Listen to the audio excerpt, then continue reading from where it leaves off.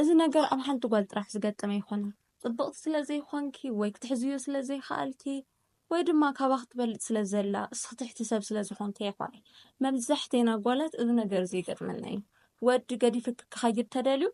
ምንም ተሓዝ የብሉን ብዘይ ምንም ምኽንያት ግድፍ ኣቢልከ ንምኻድ ንድሕሪት ዘይብል ፍጥረት እዩ ቅድሚ ገዲፍክ ምኻዱ ግን እንታይ ይሓስብ ከም ዘሎ እንድሕር ኣቐዲምካ ፈሊጥካ ኮይንኪ ልብኻ ከይተጎድአ ገዲፍክ ከይኸደ እሱ ከም ዝሰዓረ ከይተሰምዐክ እናሃለወ ገና ካብቲ ናይ ምኻድ ሓሳብ ክጅምር ከሎ ጀሚሩ እንድሕር ፈሊጥክዮ ኮይንኪ እሱ ክጎድአካ ሓሲቡ እናሃለወ ባዕልካ ጎዲእክዮ ክትኸድሉ ትኽእልሉ ዕድል ምፍጣር ትኽእል ኢኺ እንድሕር ተፍቅርዮ ትወዲ ድማ ፍቅርካ ክተድሕንሉ ትኽእልሉ ዕድል ኣሎ እዩ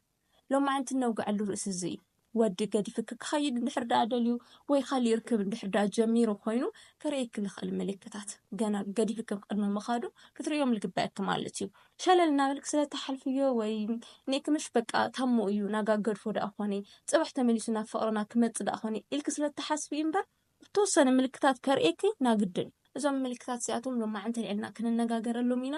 ንዘይትፈልጣኒ ሰናይቲ እየ ሕዚ ቻናለይ ሰብስክራይብ ግበርኣ ኩሉ ግዜ ሶሉስ ሓሙስን ቀዳምን ስለዘይተርፍ ንፍቅራዊ ህይወትክን ከጎልብትልኹን ዝኽእሉ ሓድሽ ሓሳባት እትወስዳሉ ቻናል እዩ ሕዚ ሰብስክራይብ ግበርኣ ኢኹን እሺ ናብ ሓሳብና ንመለስ ወዲ ገዲፍክ ክኸይድ እንድሕር ዳኣ ደልዩ ከርእየክ ዝኽእል ምልክታት ቁፅሪ 1 ሃንደበት ባህሪ ይቕየር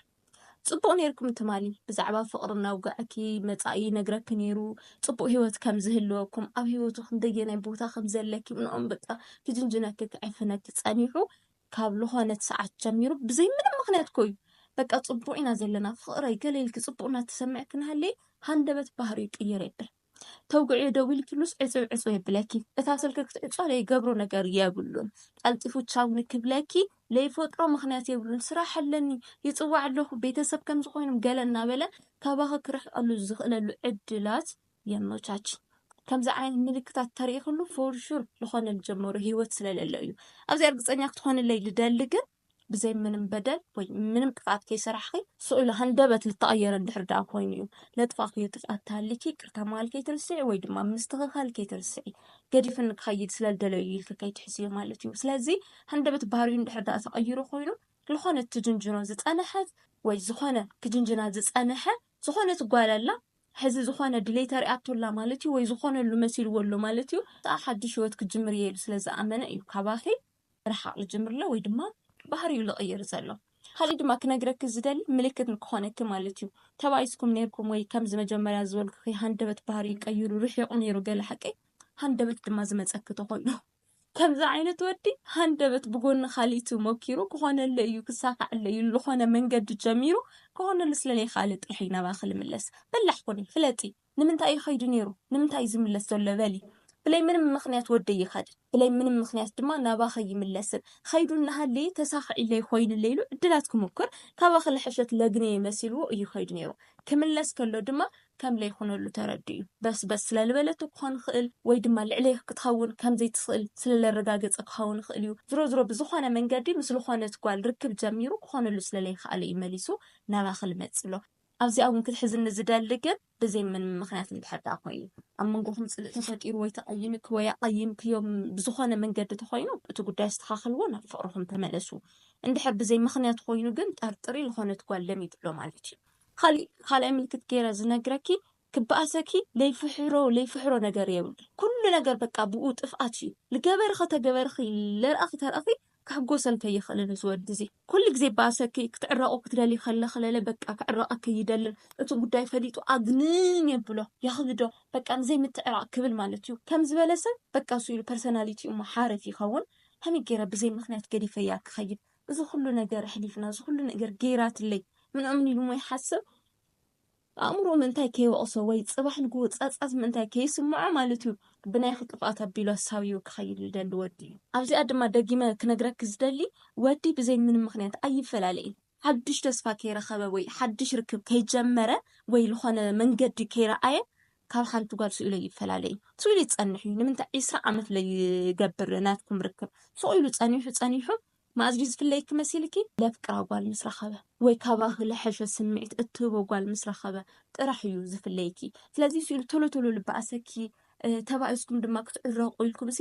ብዙሕ ነገር ክትለፍዕ ከለኺ ኣብ ለይ ጥፍኣትኺ ይቕረታና ሓተትክዮ ገለ ፍጹም ይቅርታ ዘይገብረልኪ ክትምለሱ ለይደሊ ከም ዓብዪ ቁም ነገር ለይርኡ ናትክ ንምዓት ናይኺ ክትምለስ ምድላይ ናትክ ፍቕሪ ምልጋስ ገለ ከም ቁም ነገር ምርኣይ ከቋርፅ ከሎ ጠርጥሪ ካልእ ተለሚዱ ኣሎ ማለት እዩ። ብድሕሪት ካልእ ምልክት ክኾነኪ ልህበኪ ነጥብ ድማ እንታይ እዩ? ሃንደበት ቢዚ ምዃን ተጀሚሩ 3-4 ወርሒ ክኾን ይኽእል እዩ፣ ዓመት ምሉእ ክኸውን ይኽእል እዩ። ምስ ወዲ ፍቕሪ ጀሚርኩም ኩሉ ግዜ ትድውልሉ ኩሉ ግዜ ድውለልኪ ገደብ ኣይነበረክን። ክንዲ ሰዓት ደውለይ ክንዲ ሰዓት ከይትድውለይ ልብለኪ ነገር ኣይነበረን። ኩሉ ግዜ ትደዋውሉ ኩሉ ግዜ ትራኸቡ ነርኩም። ኣብ ድላይ ሰዓት ትረኽብዮ ነርኪ ኢኹ ንዝወዲ እዚ ሃንደበት ስራሕ ቢዚ ምዃን ተጀሚሩ ሃንደበት በቃ ከመይ ዝበለ ፃዕረም ወዲ ምዃን ተጀሚሩ ሃንደበት ደቃሱ ተኾይኑ በቂ ሰነይሩ ስልኪ ዘይለዓልኩ ምባል ተጀሚሩ ሰዓት ገደብ እንድሕር ደኣ ገይሩልኪ ኮይኑ እስኺ ደዊልኪ ኣየልዕለክን ባዕለው ዝጣዕሙ ሰዓት ዝድውለልኪ እንድሕር ደኣ ኮይኑ ዝወዲ በእርግፀኝነት ዝኾነ ሂወት ጀሚሩ ኣሎ ማለት እዩ። ካባኺ ወፃእ እስኺ ካብ ትቕበልዮ ሂወት ወፃእ እስኺ እሺ ኢልኪ ክትፈቕድለይ ትኽእሊ ካልእ ሂወት ጀሚሩ ኣሎ ማለት እዩ። ነዚ ኢሉ ካባኺ ልርሕቅ ኣሎ እስኺ ስራሕ እዩ ኢልኪ ኣብ ለኣመን ኩሉ ሰዓት ወይሱ ስራሕ ነይረ ኢሉ ምክንያት ኣብ ለቕርበልኪ ሰዓት ምስ ዝኾነት ጓል ነይሩ ማለት እዩ፣ ወይ ምስ ዝኾነት ጓል የውግዕ ነይሩ ማለት እዩ። እዚ ምክንያቱ እንድሕር ደኣ ኩሉ ግዜ ቢዚ ኳኒ ሃንደበት በቃ ለይትፈልጥዮ ስራሕ ክሬኤት እንድሕር ደኣ ልገብር ኮይኑ ኣብዚ ነይረ ኣብቲ ነይረ ናበለ ምክንያታት ለብዝሐልኪ ና ሰዓት ገደብ ለቕምጠልኩም ክትረኸቡ እንድሕር ደኣ ልገብር ኮይኑ ዝኾነ ሂወት ለሚዱ ኣሎ ማለት እዩ። እግረ መንገደይ ምግዛኣት ክነግረኪ ዝደሊ ጠፊኡ 2 ወርሒ ወይ 3 ወርሒ ጠፊኡ መሊሱ መፂኡ ኣነ እኮ ከምዚ ስለዝኾንኩ እኮ ናብ ቤተሰብ ፀገም እኮ ይገጥምኒ ነይሩ ገለ በቃ ዘይውዳእ ምክንያታት እናቕረበ ፍቕርኩም ክምልስ ልሙክር ወዲ ተኾይኑ እውን እዚ ዝሓለፈ 2-3 ወርሒ ወይ ሰሙን 2 ሰሙን ኣበይ ከም ዝነበረ ብደንቢ ጌርካ ትጠይቂዮ ወይ ውሽጢኺ ክቕበሎ ልግብኦ ጥራሕ ተቐበሊ እምበር ስልኪ ሃሳሰይ ክትኾኒ ወይ ድማ ኣሚንክ ተቐበልሉ ዋላ ካልኣይ ይደርብ ዋላ ሳልሳይ ይደርብ ፀገም ይብሉን ኢልክ እንድሕር ተኣምኑ ኮንኪ ማለት እዩ። መቸም እዚ ነገር ዝተቐበል ጓል ኣለ ኢለ ኣምንን እዞም ልነገርኩ ነጥብታት ሓጊዞም ክኾኑ ይኽእሉ እዮም ኢለ ተስፋ ገብር። ከምዚ ዝገጠመክን ኣሕዋተይ እንድሕር ደኣ ሃሊኹም ኮንክን ኣብ ኮሜንት ኣፍልጣኒ ኢኽን ከምዚ ገጢምና ነይሩ እወ ገለ ኢልክን መስክራለ ኢኽን እስቲ